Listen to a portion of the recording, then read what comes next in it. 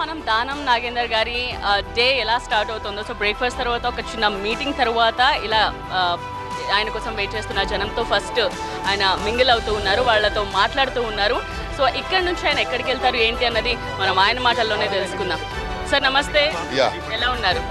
All good madam, thank you. ఏంటండి అంటే ఎలా స్టార్ట్ అయింది మీ డే ఆఫ్టర్ బ్రేక్ఫాస్ట్? ఇప్పుడు మన ఎవ్రీ డే మా డే స్టార్ట్ అవుతుంది. యాక్చువల్లీ బేసికలీ నా ఎవ్రీ డే స్టార్ట్ అయ్యేది 4 o'clock. 4 తర్వాత నేను యోగా చేసుకున్న తర్వాత 5:30 మీ దేవరాగం పూర్తిగా వింటాను. పూర్తి చదువుమంటే ఇప్పుడు చదువుతాను, వింటా అంటే మీరు చదవాలా? చదవండి ఒక రెండు. దేవరాగం జ్ఞానయోగం యాసపీఠం బహువేద శాస్త్రం గోదామృత హితవిత శ్రీమన్నారాయణం శివ గౌరీ సంభాషిత సకల పురాణం. ఏడాదిగా ప్రయత్నించిన సంతానం కలగలేదా? నోవా IVF లో ఫెర్టిలిటీ ఎక్స్పర్ట్స్ ను కలవండి. మాతృత్వం కల నెరవేర్చుకోవడానికి ఉచితంగా సంప్రదించండి. కరెక్టా? ఇంకా ఉంది. దేవరాగం తర్వాత నేను ఏం చేస్తా అంటే న్యూస్ పేపర్స్ వస్తాయి, అన్ని న్యూస్ పేపర్స్ చదివేసి దెన్ ఇమ్మీడియట్గా 6:30కి స్నానం చేసుకొని పూజ చేసుకొని 7:30కి 7:45 కింద దిగిన తర్వాత ఏదైనా ఇంపార్టెంట్ ఉంటే మాట్లాడి తర్వాత పబ్లిక్ 8:30కి పబ్లిక్ స్టార్ట్. ఇది ఎప్పటి నుంచో ఇదే రొటీన్గా, ఎలక్షన్ ఉన్నా లేకపోయినా ఇది నా స్కెడ్యూల్.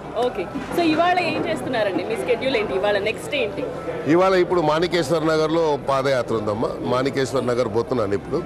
మాణికేశ్వర నగర్ తర్వాత మళ్ళీ గ్రూప్ మీటింగ్స్ ఉంటాయి.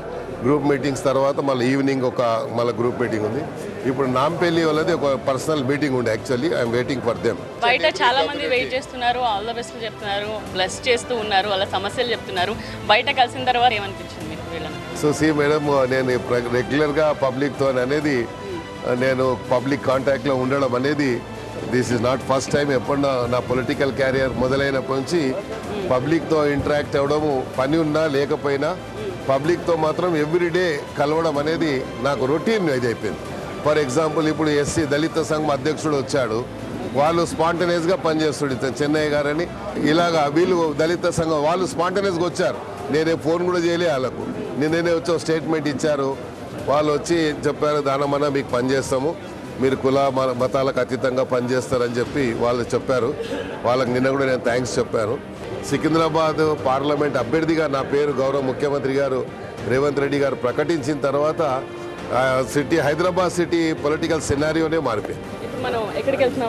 సో ఇప్పుడు మాణికేశ్వర నగరం పోతున్నాం, జస్ట్ వెళ్తాం. ఇక్కడ కొంచెం ఒక పర్సనల్గా వచ్చినారు కాబట్టి ఒక 2 minutes వాళ్ళతో మాట్లాడిన తర్వాత వాళ్ళు వీళ్ళు స్టార్ట్.